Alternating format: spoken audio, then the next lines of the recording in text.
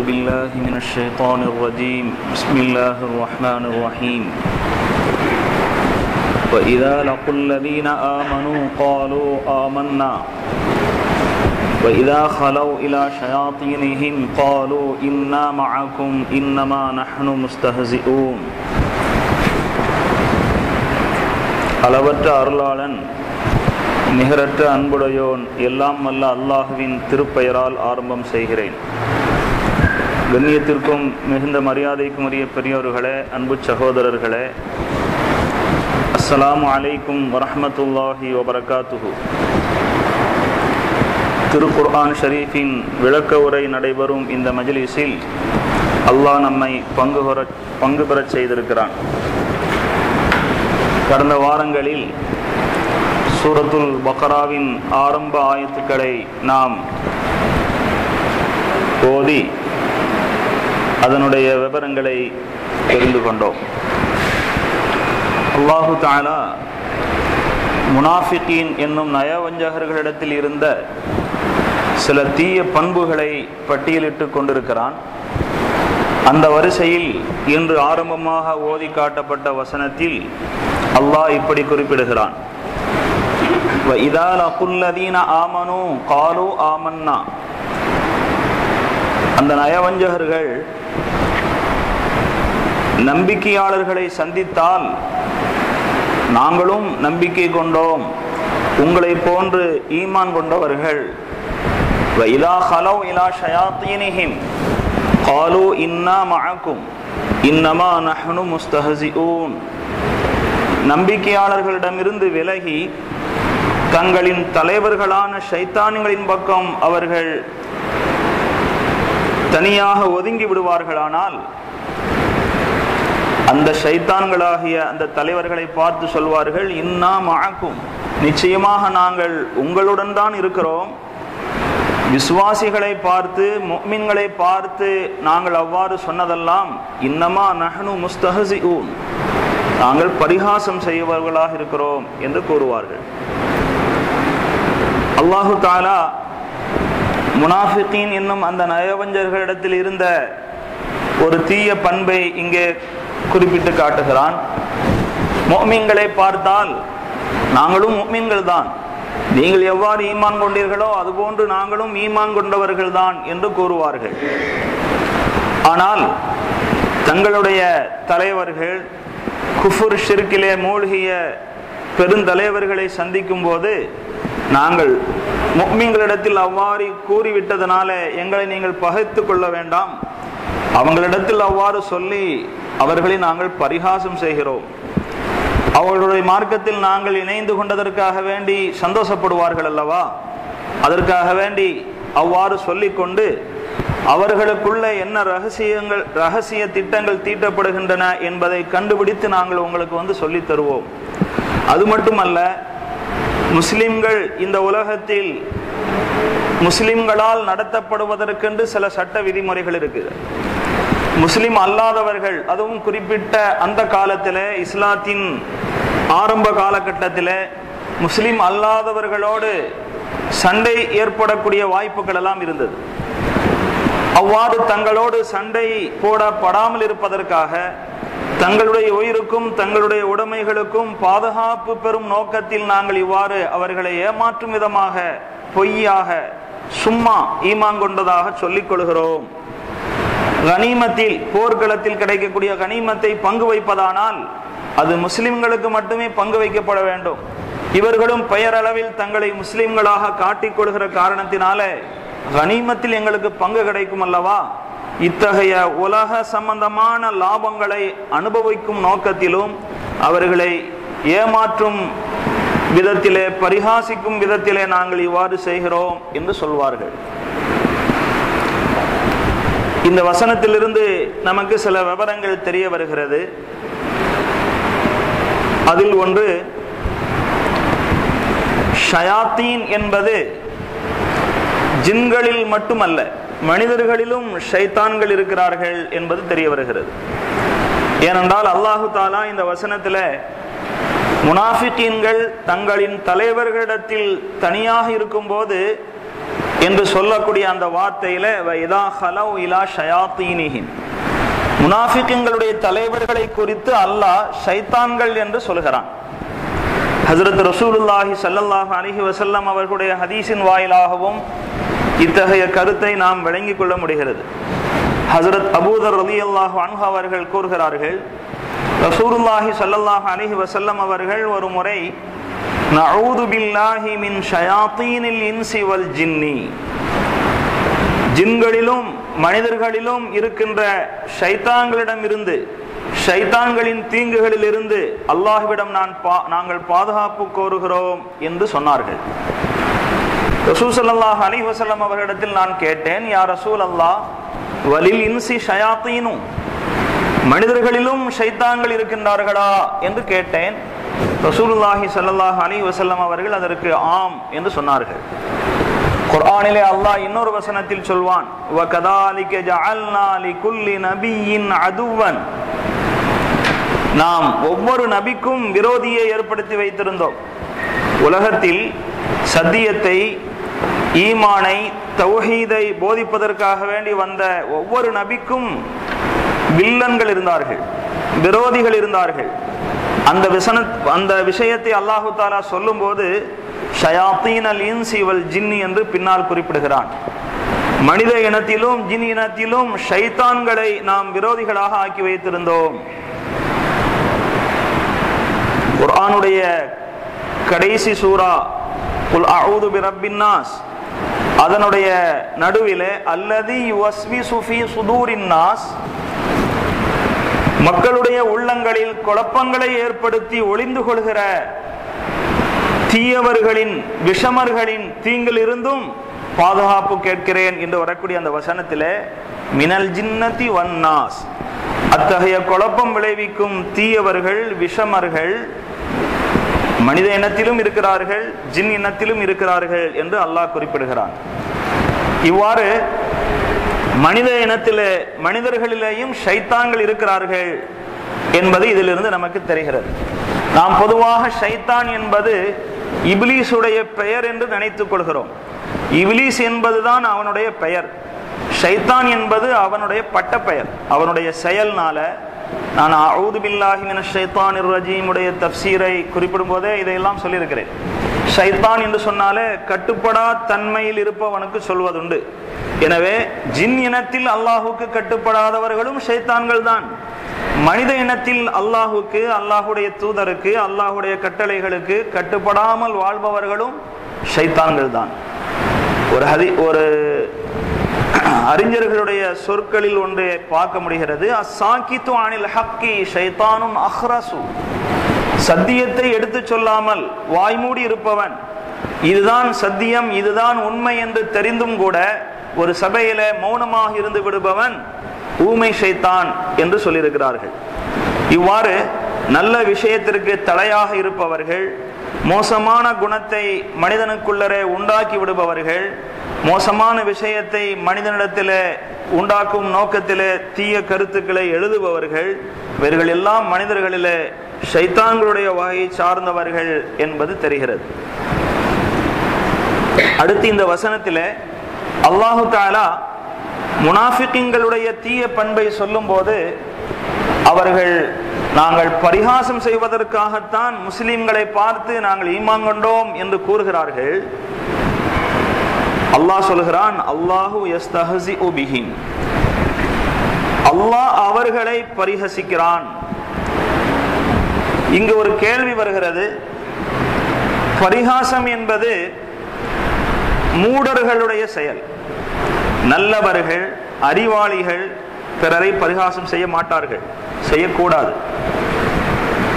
குர்ஆன் ஷரீஃபிலே அல்லாஹு தஆலா ஹஜ்ரத் மூசா அலைஹிஸ்ஸலாத்து வஸ்ஸலாம் அவர்களுடைய காலத்தில் ஏற்பட்ட ஒரு நிகழ்வை குறிப்பிடுகிறான். அவர்களுடைய சமூகத்தில் ஒரு கொலை நடந்து விட்டது. அந்த கொலை குற்றவாளி யார் என்று தெரியவில்லை. பாதிக்கப்பட்டவர்கள் மூசா நபியிடத்தில் வந்து, அல்லாஹ்வின் தூதரே, கொலை குற்றவாளி யார் என்று எங்களுக்கு கண்டுபிடித்து தாருங்கள் என்று கேட்டுக்கொண்டார்கள். ஹஜ்ரத் மூசா அலைஹிஸ்ஸலாத்து வஸ்ஸலாம் அவர்கள் அல்லாஹ்விடத்திலே துஆ செய்து அதற்கு அல்லாஹ்விடமிருந்து கிடைத்த வழி, அல்லாஹ்விடமிருந்து கிடைத்த பதில் என்னவோ அதை சொன்னார்கள். அல்லாஹ்விடமிருந்து கிடைத்த பதில் என்ன? ஒரு பசுமாட்டை அறுத்திடுங்கள், இது பஹு பக்கரத்தன், ஒரு பசுமாட்டை அறுக்க வேண்டும் என்று இறைவன் சொல்கிறான் என்று அந்த மக்களிடத்தில் சொன்னார்கள். என்ன மூசா, ஒரு கொலை குற்றவாளி, அவர் யார் என்று கண்டுபிடித்து தாருங்கள் என்று சொன்னால் அந்த கேள்விக்கு இதுவா பதில்? அத்தத்தஹிதுனா ஹுசுவா, என்ன பரிகாசம் பண்றீங்களா அப்படின்னு சொல்லி அவங்க கேட்டாங்க. கொலை குற்றவாளியை கண்டுபிடிச்சு தாங்கன்னு சொல்லி கேட்டா ஒரு பசுமாட்டை அறுக்க சொல்றீங்களே, கொஞ்சமும் சம்பந்தமில்லாத பதிலாக இருக்கிறதே, என்ன பரிகாசம் செய்கிறீர்களா என்று கேட்டார்கள். அதற்கு பதிலிலே ஹஜ்ரத் மூசா அலைஹிஸ்ஸலாத்து வஸ்ஸலாம் அவர்கள் அஊது பில்லாஹி அன் அகூன மினல் ஜாஹிலீன், பரிகாசம் செய்யும் மூடர்களில் நான் ஆகிவிடுவதை விட்டும் பாதுகாப்பு கேட்கிறேன். பரிகாசம் செய்வது என்பது ஜஹாலத்துடைய வெளிப்பாடு, அறியாமை மடமைத்தனத்தினுடைய வெளிப்பாடு. அதை நான் செய்ய மாட்டேன் என்று ஹஜ்ரத் மூசா அலைஹிஸ்ஸலாத்து வஸ்ஸலாம் அவர்கள் தன்னுடைய அந்த பதிலுக்கு தெளிவு சொன்னார்கள். இதை தொடர்ந்து உள்ள நிகழ்வு பின்னால் உள்ள வசனத்திலே வர இருக்கிறது. இந்த வசனத்திலிருந்து நாம் தெரிந்து கொள்வது, பரிகாசம் செய்தல் என்பது அது அறியாமை மூடர்களுடைய பழக்கமாக இருக்கிறது. அதனால்தான் ஏப்ரல் 1ஆம் தேதி மற்றவர்களை ஏமாற்றும் பழக்கம் உள்ள அந்த தினத்தை மூடர்கள் தினம் என்று அதுக்கு பெயர் வைக்கப்பட்டிருக்கிறது. ஏனென்றால் இன்னொருவரை இல்லாத ஒன்றை சொல்லி ஏமாற வைப்பது என்பது அது மூடர்களுடைய பழக்கம், முட்டாள்களுடைய பழக்கம். எனவே பிறரை பரிகாசம் செய்வது முட்டாள்களுடைய பழக்கமாக இருக்கும்போது அல்லாஹு தஆலா முனாஃபிக்குகளுடைய விஷயத்தில் அல்லாஹு யஸ்தஹ்ஸிஉ பிஹிம், அல்லாஹ் அவர்களை பரிஹசிக்கிறான் என்று எப்படி சொல்ல முடியும்? இந்த கேள்விக்கு தஃசீரிலே நாம் பதில் தேடினால் அல்லாஹு தஆலா பரிஹாசிக்கிறான் என்பதற்கு பொருள் மனிதர்கள் செய்வது போன்று அல்லாஹ்விடத்திலே பரிஹாசம் ஏற்படுகிறது என்பது பொருள் அல்ல. மாறாக அல்லாஹு தஆலா அவர்களுடைய பரிஹாசத்திற்கு தண்டனை தரப்போகிறான். அந்த தண்டனைக்கு பெயர் பரிஹாசம் என்று சொல்லிவிட்டான். குர்ஆனில் சில இடங்களிலே முன்னால் கூறப்பட்ட வார்த்தைக்கு தோதுவாக அமைய வேண்டும் என்பதற்காக வேண்டி சில வார்த்தைகள் பயன்படுத்தப்படுவதுண்டு. வெளிரங்கமாக பார்த்தால் அந்த வார்த்தை பொருந்தாது.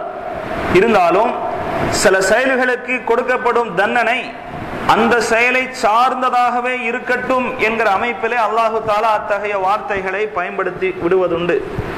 உதாரணமாக குர்ஆன் ஷரீஃபிலே அல்லாஹு தஆலா வேறொரு இடத்திலே فَمَنِ اعْتَدَى عَلَيْكُمْ فَاعْتَدُوا عَلَيْهِ بِمِثْلِ مَا اعْتَدَى عَلَيْكُمْ, உங்கள் மீது யாராவது வரம்பு மீறி செயல்பட்டால், அத்துமீறி உங்களை தாக்கினால், அதற்கு பதிலாக அவர்கள் தாக்கிய அளவுக்கு நீங்களும் தாக்கலாம் என்கிற கருத்திலே ஒரு வசனம் இருக்கிறது. ஆனால் அந்த வசனத்தை குறிப்பிடுகிற போது فَاعْتَدُوا عَلَيْهِ بِمِثْلِ مَا اعْتَدَى عَلَيْكُمْ, உங்கள் மீது அவர்கள் அத்துமீறி செயல்பட்ட அளவுக்கு நீங்களும் அத்துமீறி செயல்படுங்கள் என்பது அதற்கு நேரடி பொருளாகிறது. ஆனால் நன்கு சிந்தனை செய்து பார்த்தால், ஒருவர் நம்மை தாக்கினார், அதற்கு பதிலடியாக நாம் தாக்குவது என்பது நியாயமான விஷயம், வரம்புக்கு உட்பட்ட விஷயம். வரம்பு மீறி நடந்த விஷயமாக அதை சொல்ல முடியாது.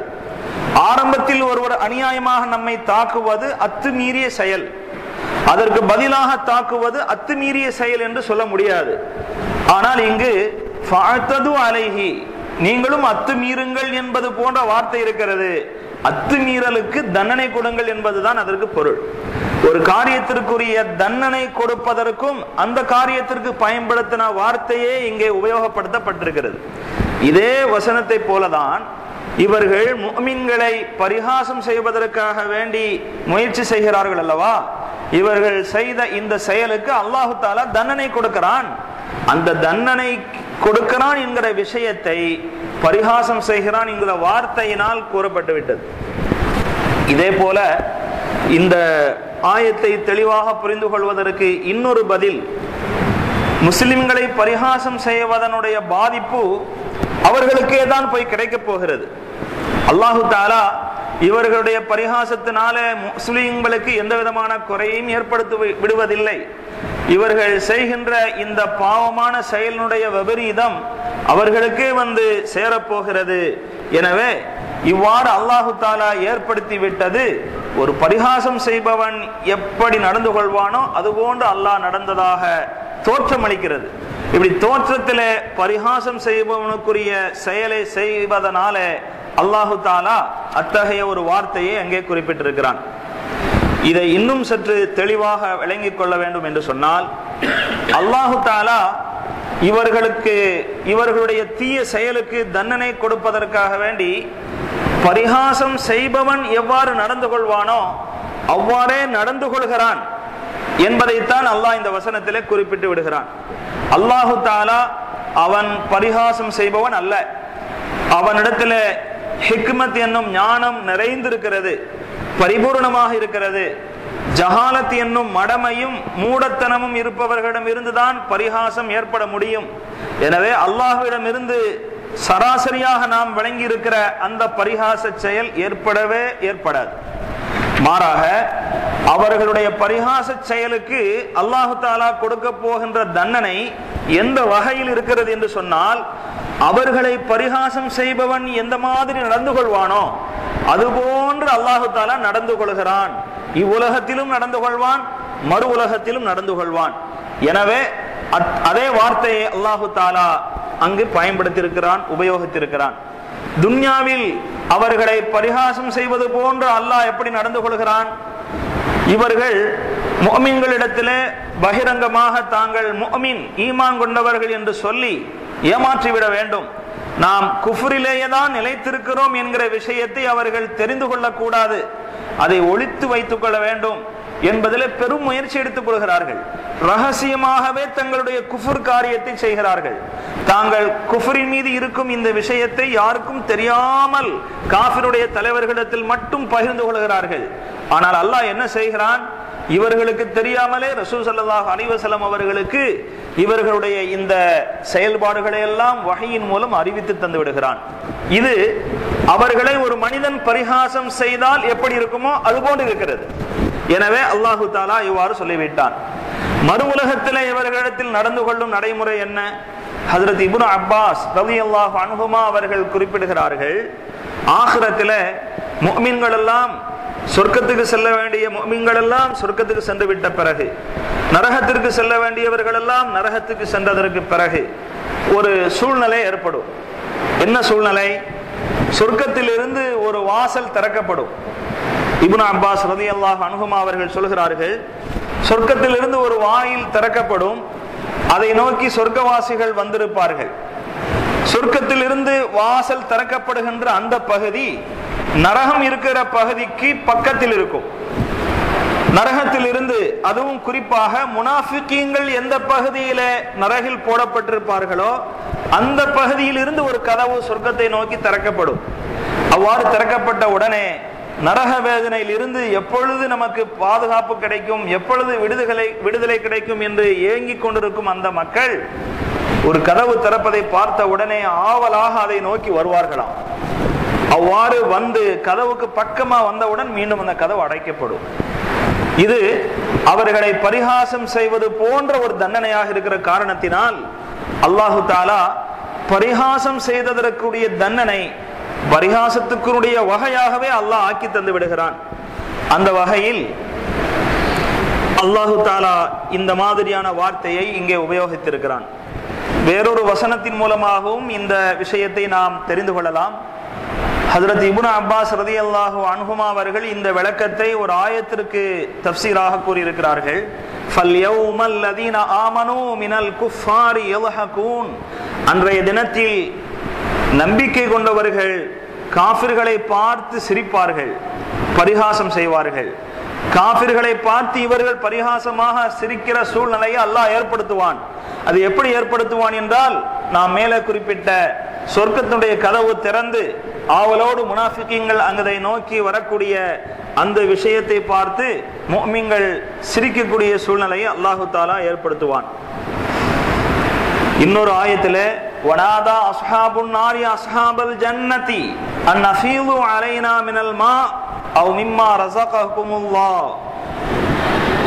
நரகவாசிகள் சொர்க்கவாசிகளை பார்த்து அழைப்பார்கள், அன் அஃபீது அலைனா மினல் மா, நரகத்தினுடைய உஷ்ணம் எங்களால் தாங்க முடியவில்லை, எங்கள் மீது தண்ணீரை ஊற்றுங்கள், அல்லது அல்லாஹ் உங்களுக்கு எதை தந்திருக்கிறானோ அதை எங்கள் மீது போடுங்கள். அப்போ இவங்க சொல்லிடுவாங்க, இன்னல்லாஹ ஹர்ரமஹுமா அலல் காஃபிரீன், நீங்கள் கேட்கும் அந்த ரெண்டையுமே அல்லாஹ் காஃபிர்கள் மீது தடுத்திருக்கிறான், தடை செய்துள்ளான் என்பதாக மறுத்து விடுவார்கள். இங்கே நாம் யோசிக்கலாம், நரகவாசிகள் நரகத்தில் வேதனைப்பட்டுக் கொண்டிருப்பவர்கள் அவர்கள் பாட்டுக்கு வேதனைப்பட்டுக் கொண்டிருக்கலாம், சொர்க்கவாசிகள் சொர்க்கத்துடைய இன்பத்தை அனுபவித்துக் கொண்டு அவர்கள் தங்களுடைய வேலையை பார்த்து கொண்டிருக்கும்படி அல்லாஹ் செய்திருக்கலாம்.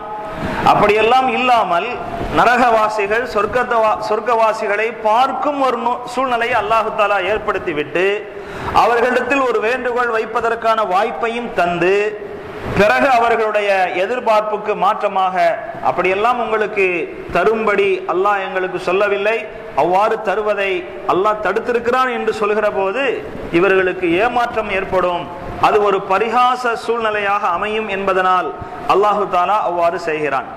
இவ்வாறு இவர்களுடைய பரிஹசிக்கும் செயலுக்கு தண்டனையாக அல்லாஹ் எதை செய்கிறானோ அதை பரிகாசத்திற்கு ஒப்பிட்டு சொல்லப்படுவதாக இதை நாம் புரிந்து கொண்டால் அல்லாஹுக்கு எவ்வாறு இந்த வார்த்தை பயன்படுத்தப்பட்டது என்ற சிக்கல் நம் மனதிலே வராது. இந்த வசனத்திலிருந்து நமக்கு தெரிகின்ற இன்னொரு விஷயம், அல்லாஹு தஆலாவுடைய கோபத்திற்கும் அல்லாஹுடைய மிகப்பெரிய தண்டனைக்கும் காரணமாக அமையக்கூடிய ஒரு செயல் பிறரை பரிகாசம் செய்வது என்பது தெரிகிறது. ஒரு மனிதனை பரிகாசம் செய்வதும் இதில் அடங்கும். மார்க்கத்தை, மார்க்கம் சம்பந்தமான சட்டங்களை, விஷயங்களை பரிகாசம் செய்வதும் இதில் அடங்கும். மனிதனை பரிகாசம் செய்வது கூடாது என்பது பற்றி நிறைய ஆயத்துக்களும் ஹதீசுகளும் இருப்பதை நாம் பார்க்க முடியும். ஹஜ்ரத் ஆயிஷா ரலியல்லாஹு அன்ஹா அவர்கள் கூறுகிறார்கள், ஒரு நாள் நான் நபி ஸல்லல்லாஹு அலைஹி வஸல்லம் அவர்களிடத்தில் வைத்து, ஹஸ்புக மின் சஃபியா கதா வ கதா, சஃபியா குட்டச்சியாக இருக்கிறது உங்களுக்கு பத்தாதா அப்படின்னு சொல்லி பரிகாசமாக சொன்னாங்க. ஹஜ்ரத் சஃபியா ரலியல்லாஹு அன்ஹா அவர்கள் வளர்த்தி இல்லாம குட்டையா இருப்பாங்க. இந்த மாதிரி பரிகாசத்துக்குரிய வார்த்தையை சொன்ன உடனே ஹஜ்ரத் ரசூலுல்லாஹி ஸல்லல்லாஹு அலைஹி வஸல்லம் அவர்கள் கூறுகிறார்கள், லகத் குல்தி கலிமத்தன் லவ் முஸிஹ பிஹல் பஹ்ரு ல மஸஜத்துஹு, நீ ஒரு மகா பாதகமான மிக விபரீதத்துக்குரிய ஒரு வார்த்தையை நீ பயன்படுத்தியிருக்கிறாய். இந்த வார்த்தையினுடைய விபரீதங்களை கடலில் கலக்கப்படுமானால் கடல் நீரையும் மிகைத்திருக்கும் இந்த வார்த்தையினுடைய விபரீதம் என்று ஹஜ்ரத் ரசூலுல்லாஹி ஸல்லல்லாஹு அலைஹி வஸல்லம் அவர்கள் சொன்னார்கள். பார்த்தா ஒரு நமக்கெல்லாம் சாதாரணமாக தோணுகிற ஒரு விஷயம்தான். ஒரு ஆளுடைய உடலை பற்றி, வளர்த்தியை பற்றி, அல்லது அவருடைய பருமனை பற்றி இதுவாறெல்லாம் நாம் பரிகாசமாக, கேலியாக, கிண்டலாக பேசுவது என்பது எவ்வளவு விபரீதமான சொல் என்பது இதிலிருந்து தெரிகிறது. ஹஜ்ரத் அப்துல்லாஹ் இப்னு மஸ்ஊத் ரலியல்லாஹு அன்ஹு அவர்கள் குள்ளமான மனிதர், மிகவும் குள்ளமாக இருப்பார்களாம். பத்ர் போரிலே மற்ற சஹாபாக்கள் எல்லாம் ஆவலோடு போரில் கலந்து எதிரிகளை வெட்டுகிறார்கள், சண்டை போடுகிறார்கள். ஆனால் குள்ளமாக இருக்கிற காரணத்தினால் அவர்களை போன்று நம்மளால் சண்டையில் பங்கு கொள்ள வாய்ப்பு கிடைக்கவில்லையே என்ற ஆதங்கத்தை போர் முடிகிற தருவாயிலே ரசூல் ஸல்லல்லாஹு அலைஹி வஸல்லம் அவர்களிடத்தில் வெளிப்படுத்துகிறார்கள். ரசூலுல்லாஹி ஸல்லல்லாஹு அலைஹி வஸல்லம் அவர்கள் சொன்னார்கள், பரவாயில்லை, இப்பொழுது யாராவது இந்த மைதானத்தில் உயிர் துடித்து கொண்டு கிடந்தார்கள் என்றால், எதிரிகள் வெட்டி வீழ்த்தப்பட்டு இன்னும் உயிர் பிரியாமல் குற்றுயிராக கிடந்தார்கள், உயிருக்கு போராடி கொண்டு கிடந்தார்கள் என்று சொன்னால், நீர் அவரை கொன்றுவிடும், உமக்கு இந்த போரில் சண்டையிட்ட நன்மை கிடைக்கும் என்று சொன்னார்கள். அந்த மாதிரி புறப்பட்டு போன சமயத்துல தான் அஃப்ரா என்பவருடைய 2 மக்கள் சிறுவர்கள் வெட்டி கீழே சாய்த்து போட்டிருந்த அபூ ஜஹல் குற்றுயிராக கிடந்தான். ஹஜ்ரத் அப்துல்லாஹ் இப்னு மஸ்ஊத் ரலியல்லாஹு அன்ஹு அவர்கள் தம் கையில் இருந்த ஈட்டியால் குத்திதான் அவனுக்கு கடைசியில உயிர் பிரிந்தது. அபூ ஜஹல் ஒரு சமயத்துல காபத்துல்லாவில் வைத்து அப்துல்லாஹ் இப்னு மஸ்ஊத் ரலியல்லாஹு அன்ஹு அவர்களுடைய கன்னத்தில் ஓங்கி அறைந்து விடுகிறான். இது பற்றி நான் இதற்கு முன்னரும் சொல்லியிருக்கிறேன். சஹாபாக்கள் எல்லாம் ஒன்று கூடி காபத்துல்லாவில் குர்ஆனுடைய வசனத்தை பகிரங்கமாக இதுவரை யாரும் ஓதியதில்லை. அவ்வாறு ஓதுவதற்கு ஒருவர் வேண்டும். ஆனால் அவர் எப்படிப்பட்டவராக இருக்க வேண்டும்? மக்கத்து மக்களிடத்திலே செல்வாக்கு மிக்கவராக இருக்க வேண்டும். அவருக்கு இருக்கிற செல்வாக்கினாலே அவர் இவ்வாறு செய்ததற்கு பிறகும் கூட யாருக்கும் தாக்கும் துணிச்சல் வரக்கூடாது. அந்த மாதிரி மக்கள் செல்வாக்கு உள்ள ஒரு மனிதர் யாராவது இருந்தா முன் வாருங்களேன் என்று சஹாபாக்கள் கேட்டார்கள். ஹஜ்ரத் அப்துல்லாஹ் இப்னு மஸ்ஊத் ரலியல்லாஹு அன்ஹு அவர்கள் நான் தயார் என்றார்கள். இல்ல, நாங்க எதிர்பார்க்கிறது உங்களை மாதிரி ஆள இல்ல, உங்களை விடவும் செல்வாக்கு உள்ளவங்களாக இருக்கணும்னு நினைக்கிறோம். இல்ல, நானே அதை செய்யறேன். இதுல என்ன இருக்குது? அல்லாஹ்வுடைய வசனத்தை பகிரங்கமாக ஓதி காட்டுவதில் என்ன இருக்கிறது? நான் செய்கிறேன் என்றார்கள். ஓய் காபத்துல்லாவில் நின்று கொண்டு அவர்கள் சூரத்துர் ரஹ்மானை ஓத ஆரம்பித்தார்கள். இதுவரையிலும் பகிரங்கமாக குர்ஆனுடைய வசனத்தை காதால் கேட்காத அந்த மக்கள் காபத்துல்லாவில் பகிரங்கமாக ஓதுவதை கேட்டதும் ஆத்திரம் அடைந்து வந்து கடுமையாக தாக்கினார்கள். அதிலே அபூ ஜஹல் ஹஜ்ரத் அப்துல்லாஹ் இப்னு மஸ்ஊத் ரலியல்லாஹு அன்ஹு அவர்களை ஓங்கி அறைந்து விடுகிறான். காது பீந்து விட்டது. காதை பிடித்தவர்களாக தேம்பி தேம்பி அழுதவர்களாக ரசூல் ஸல்லல்லாஹு அலைஹி வஸல்லம் அவர்களிடத்திலே வருகிறார்கள். ரசூல் ஸல்லல்லாஹு அலைஹி வஸல்லம் அவர்கள் பார்க்கிற போது அப்துல்லாஹ் இப்னு மஸ்ஊத் ரலியல்லாஹு அன்ஹு அவர்கள் தேம்பி தேம்பி அழுது கொண்டு வருகிறார்கள். அவர்களுடனே ஜிப்ரீல் சிரித்தவர்களாக வருகிறார்கள். ஜிப்ரீல் இடத்திலே கேட்டார்கள், அத்தலஹகு வபுனு மஸ்ஊதின் யப்கி, இப்னு மஸ்ஊத் அழுதுகிட்டு இருக்கிற சூழ்நிலையில நீங்கள் சிரிப்பதா அப்படின்னு சொல்லி கேட்டாங்க. ஜிப்ரீல் அலைஹிஸ்ஸலாத்து வஸலாம் அவர்கள் சதஅலமு, என்னுடைய சிரிப்புக்கான அர்த்தம் அதி விரைவில் உங்களுக்கு தெரிய வரும் என்றார்கள். இந்த சிரிப்புக்கான விளக்கம் அப்பொழுது ரசூல் ஸல்லல்லாஹு அலைஹி வஸல்லம் அவர்களுக்கு தெரியல, பின்னால தெரியும்னு சொன்னாங்க. அந்த சிரிப்புக்கான விளக்கம் தான் பத்ர்ல அப்துல்லாஹ் இப்னு மஸ்ஊத் ரலியல்லாஹு அன்ஹு அவர்களுடைய கையினாலே அவன் கொல்லப்பட்டது. ஆள் உடலிலே பலகீனமானவராக இருக்கிற காரணத்தினாலே இந்த அநியாயக்காரன் இன்று துணிந்து இவர்களை அடித்து விட்டான், இவர்களுடைய கையினாலே அவன் உயிர் பிரிய போகிறது என்கிற அந்த ரகசிய செய்தியை தெரிந்துதான் ஜிப்ரீல் அலைஹிஸ்ஸலாத்து வஸலாம் அவர்கள் சிரித்திருக்கிறார்கள் என்ற விளக்கம் பின்னால் தெரிய வந்தது. இந்த ஹஜ்ரத் அப்துல்லாஹ் இப்னு மஸ்ஊத் ரலியல்லாஹு அன்ஹு அவர்கள் ஒரு நாள் ரசூல் ஸல்லல்லாஹு அலைஹி வஸல்லம் அவர்களுக்கு மிஸ்வாக் குச்சி உடைச்சு கொடுப்பதற்காக வேண்டி வெளியே வந்தாங்க. ஒரு மரத்துல தாவி தாவி குச்சி உடைப்பதற்கு முயன்றார்கள். அவர்களுடைய கண்டக்கால் ரொம்பவும் சிறுத்து இருக்கும் அப்படின்னு சொல்லி வருது. அவர்களுடைய கண்டக்கால் ரொம்ப சிறுத்து இருந்ததுனாலையும் அன்னைக்கு வேகமாக காற்று வீசிக்கொண்டிருந்ததுனாலையும் அவர்கள் குச்சி ஒடிப்பதற்காக வேண்டி முயற்சி செய்கிற போது தடுமாறி கீழே விழுந்துடுறாங்க. இதை பார்த்து சில பேர் சிரிச்சாங்க. ரசூலுல்லாஹி ஸல்லல்லாஹு அலைஹி வஸல்லம் அவர்கள் சொன்னார்கள், இந்த மாதிரி பரிகாசமா சிரிக்காதீங்க. அவருடைய சிறுத்து போன இந்த கால், அதனால் அவருக்கு ஏற்படுகின்ற இந்த தடுமாற்றத்தை பார்த்து தானே சிரிக்கிறீர்கள்.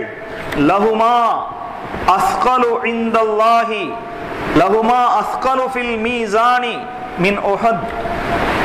மீசான் என்னும் தராசிலே இந்த ரெண்டு சின்ன கால்களும் உஹது மலையை விட கனம் வாய்ந்ததாக இருக்கும். அப்படின்னா ஒரு மனிதருடைய வெளி தோற்றத்தை பார்த்து அவர்களை பரிகாசமாக குறைத்து மதிப்பிடுபவர்களாக நீங்க இருக்காதீங்க.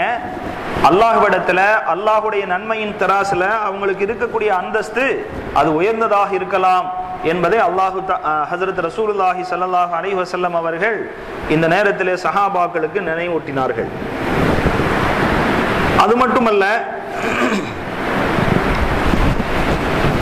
ரசூலுல்லாஹி ஸல்லல்லாஹு அலைஹி வஸல்லம் அவர்களை பரிகாசம் செய்வது, ரசூல் ஸல்லல்லாஹு அலைஹி வஸல்லம் அவர்கள் கொண்டு வந்த தீனை பரிகாசம் செய்வது, இதெல்லாம் பெரும் பாவத்துக்குரிய செயலாக இருக்கிறது. தபூக் போருக்காக வேண்டி ரசூல் ஸல்லல்லாஹு அலைஹி வஸல்லம் அவர்கள் பயணித்துக் கொண்டிருக்கிறார்கள். நபி ஸல்லல்லாஹு அலைஹி வஸல்லம் அவர்கள் பயணித்த ஒட்டகம் காணாமல் போய்விட்டது. ஒவ்வொருவரும் அங்குமாக தேடிக்கொண்டிருக்கிறார்கள். அந்த பயணத்தில் இருந்த சில நயவஞ்சகர்கள் இப்படி பேசிக் கொள்கிறார்கள். என்ன நயவஞ்சகர்களில் ஸைத் இப்னுல் லஸீத் என்பவன் இப்படி பேசிக் கொண்டான். அலைஸ யஸ்அமு அன்னஹு நபியுன், தான் அல்லாஹ்வுடைய நபி என்று அவர் கூறவில்லையா? வ யுக்பிருக்கும் அன் ஹபரி ஸமா, வானத்திலிருந்து செய்தி அவர் உங்களுக்கு சொல்வது கிடையாதா? அப்படியெல்லாம் சொல்லுகிறார். வஹுவ லா யத்ரி ஐன நாகத்துஹு, தான் பயணிக்கும் ஒட்டகை எங்க இருக்குன்னு கூட அவருக்கு தெரியல அப்படின்னு பரிகாசமா பேசினார். ரசூலுல்லாஹி ஸல்லல்லாஹு அலைஹி வஸல்லம் அவர்களுக்கு இந்த விஷயம் அறிவிக்கப்பட்டு விட்டது. அவரிடத்துல வந்து ரசூல் ஸல்லல்லாஹு அலைஹி வஸல்லம் அவர்கள் சொன்னார்கள், இப்படியெல்லாம் ஒருவர் சஹாபாக்களிடத்தில் சொல்கிறார்கள், இப்படியெல்லாம் ஒருவர் பேசிக் கொண்டிருக்கிறார்.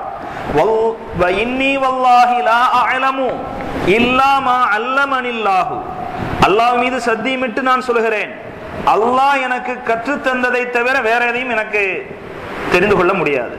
வானிலிருந்து செய்தி வருகிறது என்று சொன்னால் அல்லாஹ் இதை எனக்கு கற்றுத்தருகிறான், எனவே சொல்கிறேன். இப்பொழுது எனக்கு என் ஒட்டகம் எங்கு இருக்கிறது என்பதையும் எனக்கு காண்பித்து தந்து விட்டான். இதோ நான் தெளிவாக சொல்கிறேன், இன்ன ஓடையில் இன்ன இடத்தில் அந்த ஒட்டகை இருக்கிறது, ஒரு மரத்திலே அதனுடைய மூக்கணாங்கயிறு சிக்கிக் கொண்டு அது அங்கேயே நிற்கிறது, நீங்கள் சென்று என்னிடத்தில் கொண்டு வாருங்கள் என்று சொன்னார்கள். சஹாபாக்கள் அதை கொண்டு வந்து சேர்த்தார்கள். இப்படி ரசூல் ஸல்லல்லாஹு அலைஹி வஸல்லம் அவர்களை பரிகாசம் செய்வது, ரசூல் ஸல்லல்லாஹு அலைஹி வஸல்லம் அவர்கள் கொண்டு வந்த தீனை பரிகாசம் செய்வதெல்லாம் பெரும் பாவத்துக்குரிய, அல்லாஹுக்கு கோபமூட்ட செயலாக இருக்கிறது. அல்லாஹு தஆலா குர்ஆன் ஷரீஃபிலே இப்படி சொல்கிறான், வைதா நாதைத்தும் இலா ஸலாத்தி தஹதுஹா ஹுஸுவன் வ லஇபா. தொழுகைக்காக வேண்டி அந்த மக்களை நீங்கள் அழைத்தால் உங்களுடைய அழைப்பை அல்லது தொழுகையை அவர்கள் பரிகாசமாக விளையாட்டாக ஆக்கிக் கொள்கிறார்கள். தொழுகைக்கு அழைப்பவர்களில் சில பேரிடத்தில் பதில் இப்படி வரும், நீங்களெல்லாம் புண்ணியமான ஆள்க, நீங்கள்லாம் சொர்க்கவாசிகள், நீங்க சொர்க்கத்துக்கு போகும்போது எங்களையும் அப்படியே பிடிச்சி கொண்டு போயிருங்க அப்படிமா. தொழுதா என்ன கிடைக்கும்னு கேட்பாங்க. தொழுதா சொர்க்கம் கிடைக்கும்னு சொன்னா, அப்படியா நீங்க போறப்போ எங்களையும் கையை பிடிச்சிட்டு போயிருங்க, நாங்க வந்து தொழுகணுங்கிற அவசியம் இல்லை. ஒரு விஷயம், தீனில் இருக்கிற காரியங்களை ஒரு மனிதன் செயல்படுவது செயல்படாமல் இருப்பது என்பது வேறு விஷயம். அவ்வாறு இருந்துவிட்டால் அதுவும் பாவம்தான். ஆனால் தான் செயல்படுத்தவில்லை என்பதற்காக வேண்டி, தான் கடைபிடிக்கவில்லை என்பதற்காக வேண்டி அதை கடைபிடிப்பவர்களை பரிகாசம் செய்வதோ அல்லது அந்த காரியத்தையே பரிகாசமாக பேசுவதோ குஃப்ருக்கு கொண்டு போய் சேர்த்துவிடும். அல்லாஹ் காப்பாற்ற வேண்டும். ஹஜ்ரத் இப்னு அப்பாஸ் ரலியல்லாஹு அன்ஹுமா அவர்களிடத்தில் ஒருவர் வந்து, என் மனைவியை நான் 1000 தலாக்கு விட்டுவிட்டேன் என்று சொன்னார். தலாக்கு விட வேண்டிய அவசியம் ஏற்பட்டால் அதற்குரிய வழிமுறைகளே குர்ஆன் சொல்லியிருக்கிறது. அத்தலாக்கு மர்ரத்தானி, ஆரம்பத்தில் திரும்ப பெறும் வகையில 2 தலாக்கு விடுவதற்கு அனுமதி இருக்கிறது. அதற்கு பிறகு 3ஆவதாக ஒரு தலாக்கு விடலாம். விட்டுட்டா அதோட அவ்வளவுதான். அதுக்கடுத்து இவர் தலாக் பயன்படுத்துவதற்குரிய அதிகாரமே இவருக்கு கிடையாது. இப்ப தலாக் என்பது 1, 2, 3 வரைக்கும் என்று இருக்கிற போது பரிகாசமாக 1000 தடவை தலாக் என்று சொல்வது அது மார்க்க சட்டத்தை பரிகாசம் செய்வதாக அமையும். இப்னு அப்பாஸ் ரலியல்லாஹு அன்ஹுமா அவர்களிடத்தில் வந்து அவர் மஸ்அலா கேட்கிறார், என் மனைவியை நான் 1000 தடவை தலாக் என்று சொல்லிவிட்டேன், என்ன சட்டம் அப்படின்னாரு. அவங்க சொன்னாங்க, 3 தலாக்குனால அவள் உனக்கு ஹராமாகிவிட்டாள், ஆனால் பாக்கி இருக்கக்கூடிய அந்த எண்ணிக்கை உன் மீது தண்டனையாக வந்து சேரும். நீ அல்லாஹுடைய ஆயாத்துகளை பரிகாசமாக ஆக்கியிருக்கிறாய் என்று பதில் சொன்னார்கள். இதே போல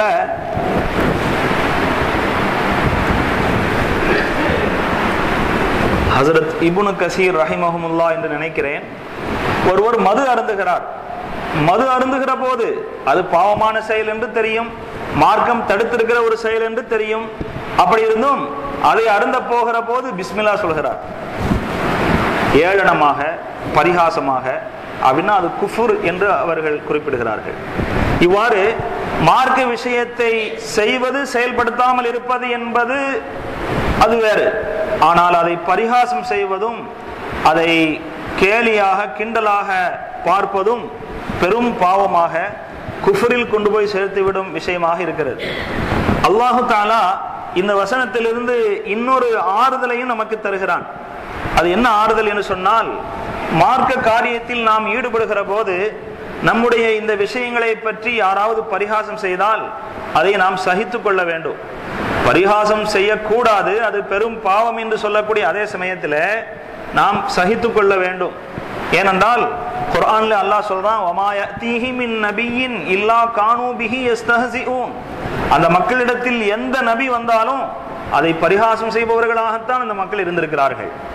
ரசூல்மார்களை பரிகாசம் செய்திருக்கிறார்கள். குர்ஆன் ஷரீஃபில் அல்லாஹ் குறிப்பிட்டு காட்டுகிறான், எந்த ஒரு அத்தாட்சியை பார்த்தாலும் அவர்கள் பரிகாசம் செய்பவர்களாகி விடுகிறார்கள். பல் அஜிப்த வ யஸ்ஹரூன், நபியே அல்லாஹ்வுடைய அத்தாட்சிகளை பார்த்து நீங்கள் ஆச்சரியப்படுகிறீர்கள். அந்த மக்கள் பரிகாசம் செய்பவர்களாக இருக்கிறார்கள். வைதா துக்கிரு லா யதுகுரூன், நல்லுபதேசம் செய்யப்பட்டால் நல்லுணர்ச்சி பெறாதவர்களாக இருக்கிறார்கள் என்று அல்லாஹு தாலா குறிப்பிட்டு காட்டுகிறான். அதே போல ஒரு ஹதீஸிலே ரசூலுல்லாஹி ஸல்லல்லாஹு அலைஹி வஸல்லம் அவர்கள் சொல்வார்கள், ஒரு மனிதனுக்கு ஏற்படுகின்ற நோய் நொடி கஷ்டம் பிணி இவைகள் எல்லாமே பாவத்துக்கு பரிகாரமாக அமைந்து விடுகிறது. ஆனால் ஒரு மனிதன் பரிகாசம் செய்யப்படக்கூடாது, நல்லவனாக இருந்தால் பரிகாசம் செய்யப்படக்கூடாது என்று எதிர்பார்க்க வேண்டாம். அவ்வாறு எதிர்பார்ப்பவர்கள் யோசித்து பாருங்க, ஹைருல் பஷர் அவர்களே பரிகாசம் செய்யப்பட்டிருக்கிறாங்க. ஹைருல் பஷர் என்று சொன்னால் ரசூலுல்லாஹி ஸல்லல்லாஹு அலைஹி வஸல்லம் அவர்கள்.